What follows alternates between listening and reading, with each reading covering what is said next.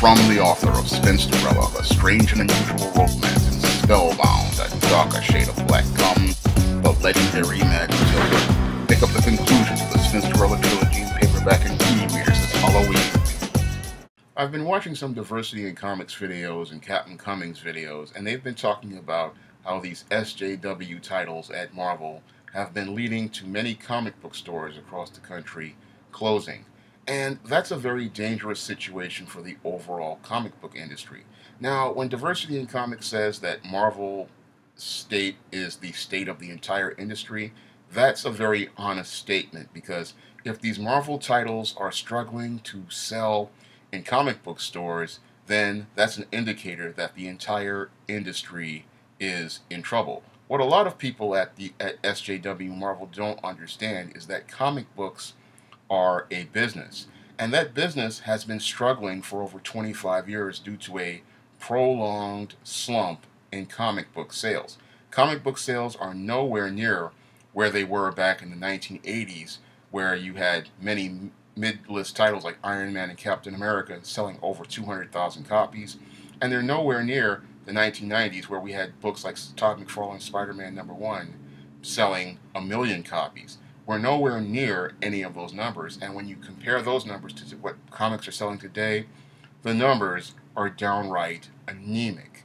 And if Marvel is struggling to sell comics at a 20,000 level or a 15,000 level, that's not really good for the industry, because if they are the leader in the marketplace and they're struggling, then I can only shudder at what these other businesses like DC, Dynamite, Boom, and IDW are doing in terms of sales. Because what many of these SJWs don't understand, again, is that comic books are a business, and it's a struggling business. Moreover, when it relates to comics, comic books are primarily sold in comic book stores. And if comic books can't sell in comic book stores, that's a real serious problem. Because if comic book stores are going out of business across the country, what's happening is, sooner or later, you're going to run out of venues to sell your publications at. Because when it comes down to comics, again, they are primarily sold in comic book stores. And if the stores are gone, there is no place for anyone to buy comics. Now, some people will sit there and say, oh, there's Barnes & Noble, but Barnes & Noble these days has been struggling as of late, and they've been closing up shops. And when it comes down to superstores like Walmart and Target, comic books really aren't a priority. When I go into a Target, like here in the Bronx, and I go to their book section, I don't see too many comics in that section, and if they have a trade or two, it's maybe once in a while. It's not really a priority for them as a retailer. When it comes down to retail, again, comics are primarily sold in comic book stores these days, and that's due to the archaic distribution system that Diamond Comics has a monopoly over. This distribution system is one of the things that is really choking out the life of the comic book industry, in addition to many of Marvel's publishing tactics and publishing business approaches in the industry. Because with most comics these days are non-returnable.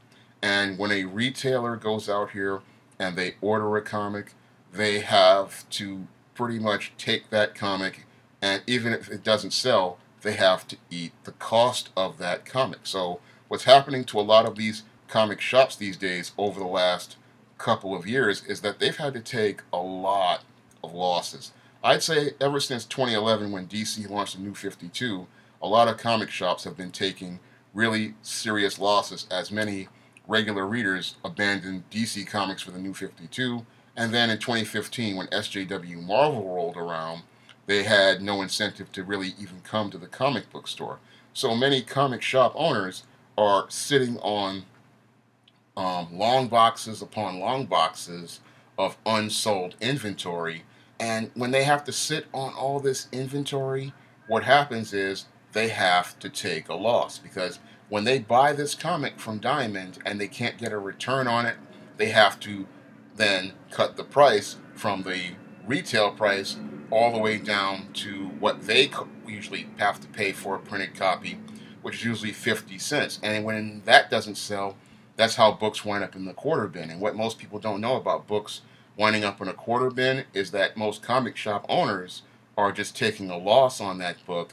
And what they're doing with a quarter bin book is this. They're just trying to get it out of the store so they can have space for more inventory. Unfortunately, due to all the really terrible publications coming from SJW, Marvel, and DC these days, most comic shop owners are stuck with all this inventory, and they're taking huge losses on all of that inventory, because any comic that doesn't sell, these guys have to eat.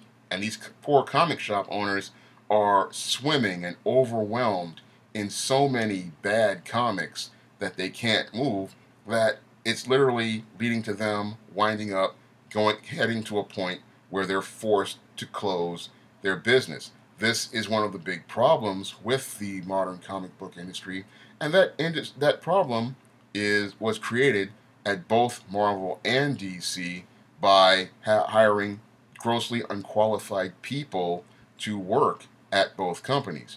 Now, some people will say that SJW Marvel is a big contributor to many of these comic shop closing, but again, I can go all the way back to 2011 and even 2002 with the hiring of Dan Dido at DC Comics and see where it started over there. And Dan Dido did not have any sort of publishing background, and because he didn't have any sort of publishing background, he began making all sorts of bad business decisions, like Identity Crisis, like Infinite Crisis, and that led to the decline of the DC brand. Now, over at Marvel, they've been struggling with things like Civil War, which alienated a large group of audience, and recently this whole SJW campaign where they tried to shoehorn all these diversity versions of Iron Man, Captain America, Spider-Man, the Hulk, and Thor, and try to push them, and that's led to a serious decline in sales at Marvel, and they continue to try to push these characters in spite of seeing how poorly they're selling in the marketplace. Because if you're a professional publisher and you understand the marketplace as from a business perspective, you're only going to publish what sells. Unfortunately, when it comes down to these SJWs, they're all about pushing a diversity agenda, not understanding that when you're running a business, your goal is to get as many sales as possible.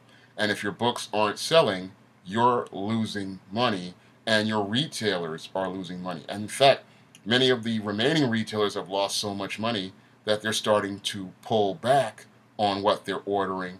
But your SJW Marvel continues to ship these books to people, not understanding that you're continuing to take losses from a business perspective on these publications.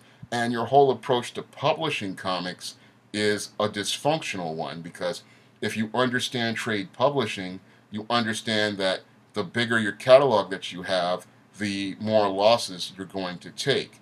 And Marvel's frontlist catalog these days is over 90 titles. And I remember back in the early 90s when they had an over 90 title catalog back around 92, 93.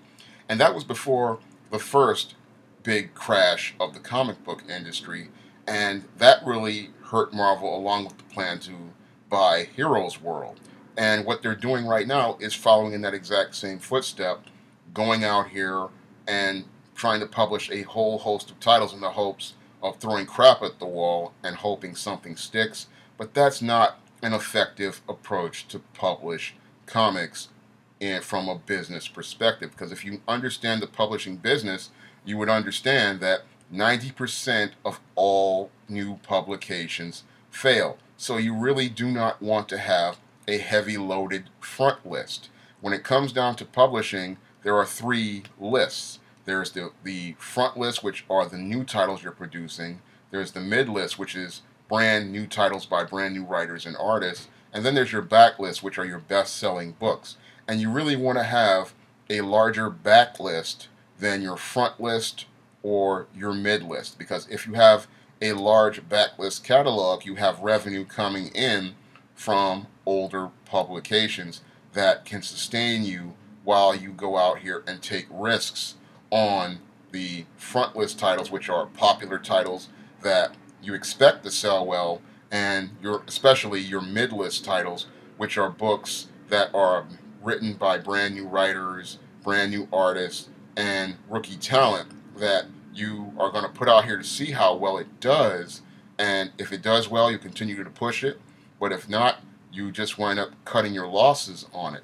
And what Marvel has done, because a lot of these people coming into this Marvel comics these days don't have a publishing background, is you're hiring a lot of grossly unqualified people and you're pushing them on the front list without a real plan to distribute and market their books. You have a lot of people like your Nick Spencer who have no writing experience working on A-list characters like Captain America, Ta-Nehisi Coates working on Black Panther, and you have other characters who are brand new characters like Riri Williams at the front of the Iron Man book, and that's not what you really want on your front list.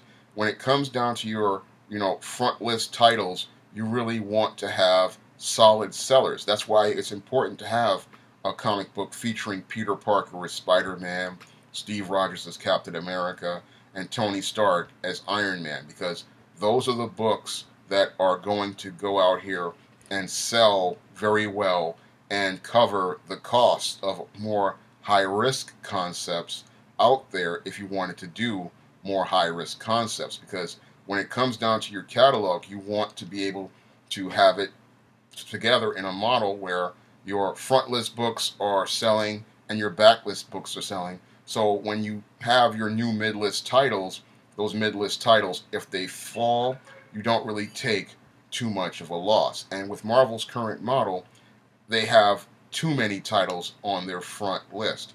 A good comic book publisher understands that less is more. And you really don't want to have a catalog of current publications no larger than maybe about 15, 16 books.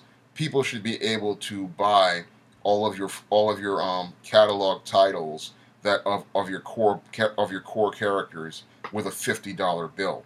I mean, I look at Marvel and DC, and it should be where you should just be able to buy all of the core titles in that catalog with a $50 bill. I mean, for you to have 90 titles, that's just too many titles for the average person to come in here and buy. And when you have too many titles to buy, the customer feels overwhelmed. And when you have all these titles tied together in events, it also becomes extremely overwhelming for the customer.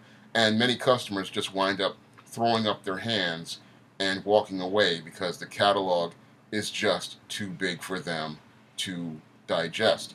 A good catalog is about 12, 15 core titles, and with those core titles, you might have some quarterly books coming in, like limited series or maxi series, and those will introduce many more of the mid-card or the B or C list characters that usually can't carry a regular series, and those also help supplement your business model. And the big problem, again, with these SJW people is that they have no publishing experience, they have no understanding of the publishing business, and they have no understanding of the publishing business model. And this is why there's a top-down problem at Marvel right now, and they're struggling to really sell books because people want to push the titles that they like, not understanding that comic books at Marvel are a commercial product.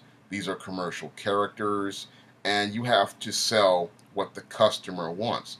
You may like these so-called diversity characters, but most of your customers do not. And that's why they're having a hard time selling at the comic book store, because many of the readers of old-time comics are not interested in these diversity heroes, and the kids aren't interested in these diversity heroes either, because when they come out of the theater after watching a movie like Captain America Civil War or Spider-Man Homecoming or Avengers Age of Ultron, they're looking for Tony Stark.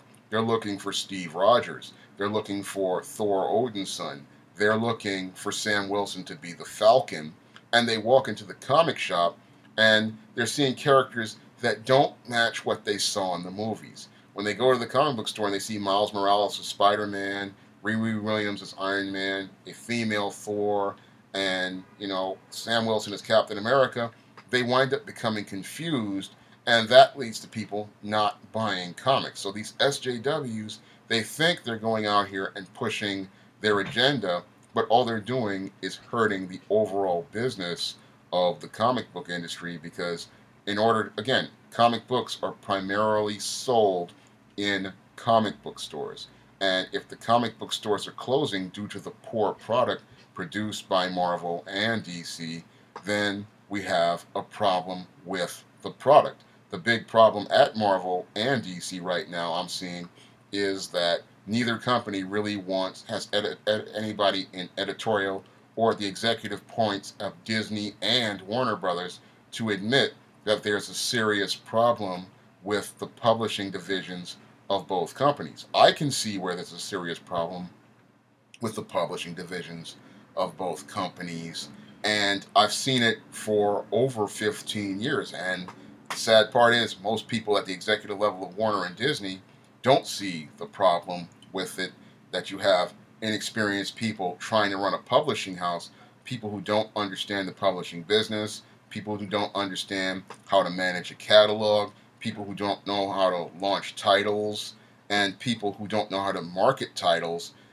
That's the big problem at Marvel and DC. They're just hiring people based on who likes what somebody says on Twitter, or who agrees with whatever they say on Twitter, not based on merit and experience. Anybody like myself who's been a publisher for about 8 or 9 years, you understand what goes into a publishing catalog, and you understand something about the publishing business. Because if you're writing books and producing books that don't sell, that's costing you money. I know this firsthand, because sometimes I'll produce a book and I'll really like that book, but the customers just don't like it, and I just have to eat the cost on that book.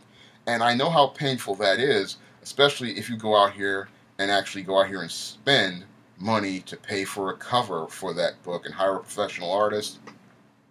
You're taking a loss on that book. And I can only imagine the losses that Marvel takes on every title that doesn't sell, that's being pushed in this SJW agenda. They're losing a lot of money just printing these books, and that's trickling down to the shop owners.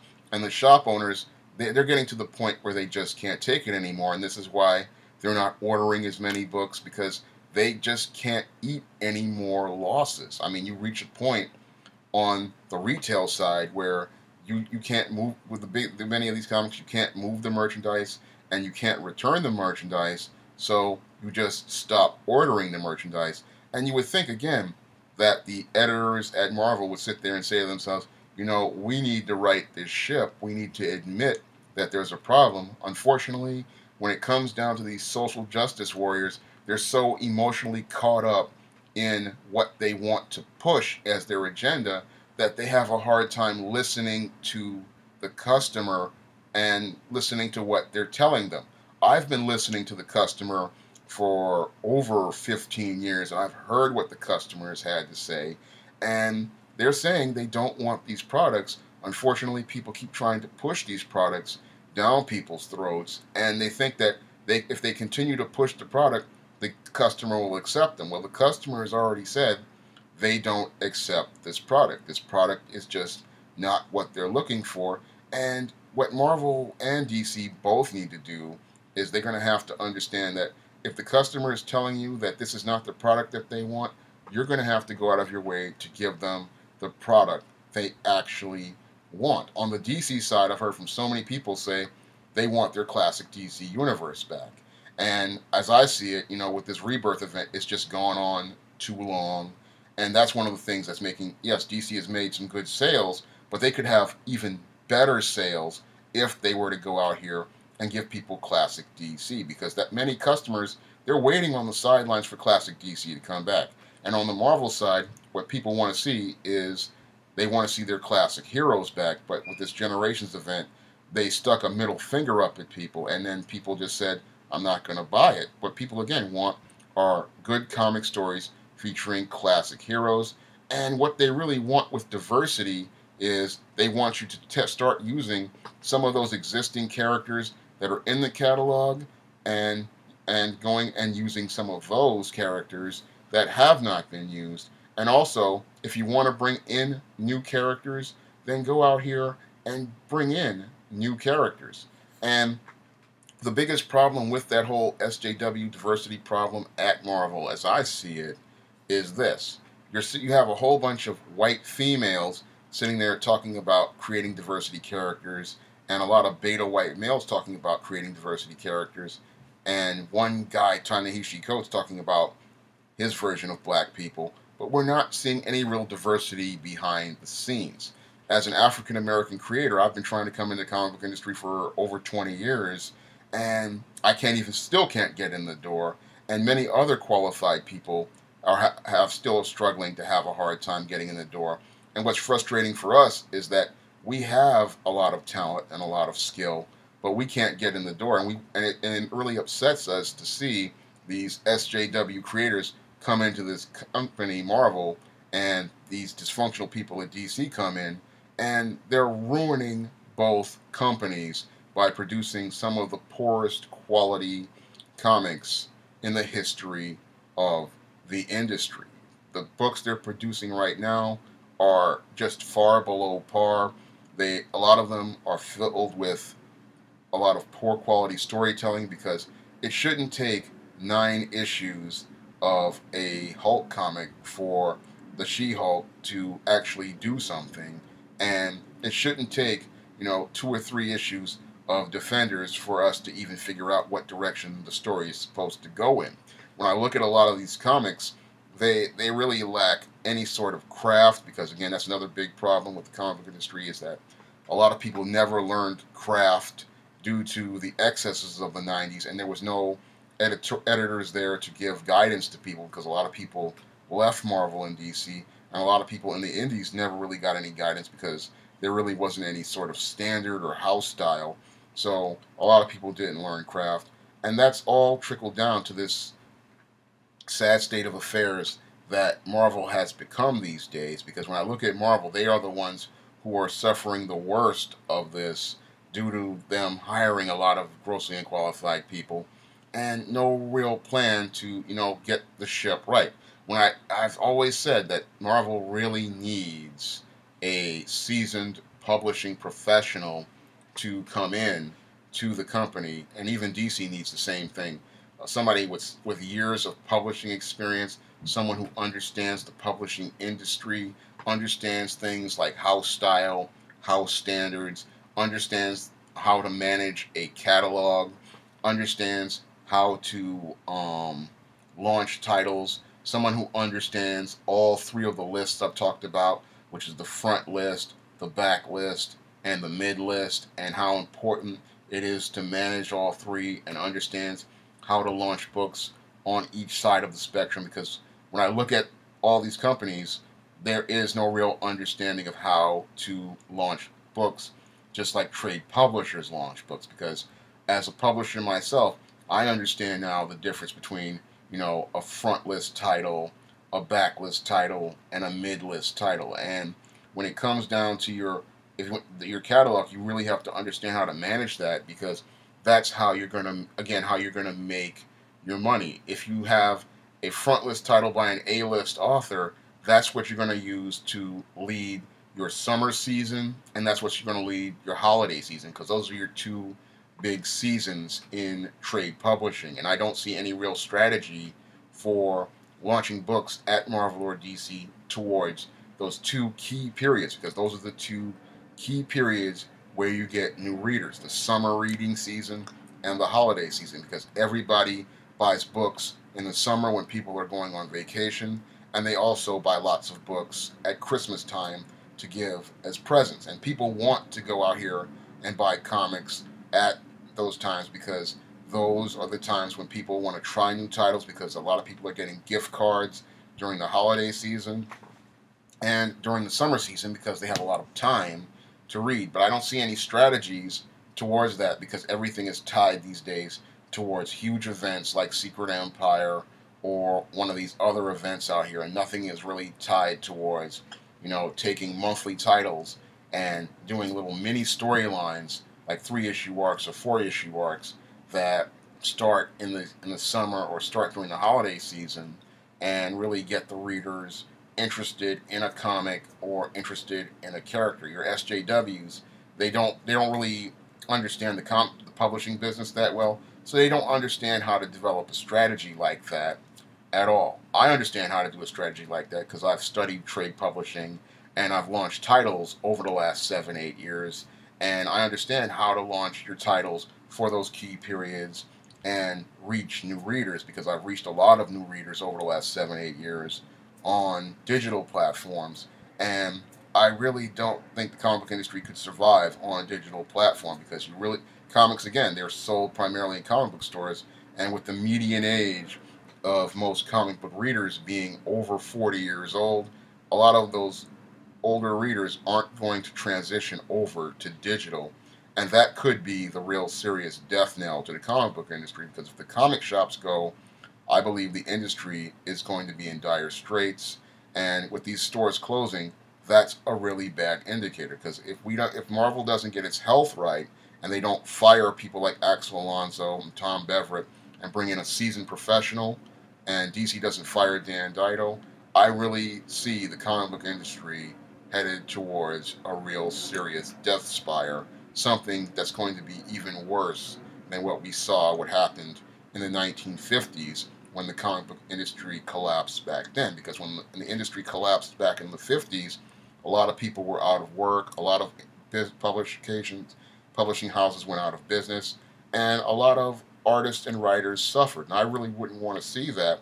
And all it takes is somebody at Warner Brothers or Disney looking to go out here and finding that seasoned publishing professional with the vision and the insight to work towards developing a business plan and a business strategy towards rebuilding Marvel and rebuilding DC into competitive companies again, where you get rid of all these SJW people who are grossly unqualified and go recruit some of these great craftspeople I've been seeing on webcomics like Bill Walko's The Hero Business, or Jeff Jock's Questionable Content, or R.K. Mulholland's Something Positive. Go find some of those talented people and try to hire them, and maybe you can start working towards rebuilding the comic book industry, and then hiring guys like Mike Williams from Deke Sledge, all those great talented people who are doing webcomics right now.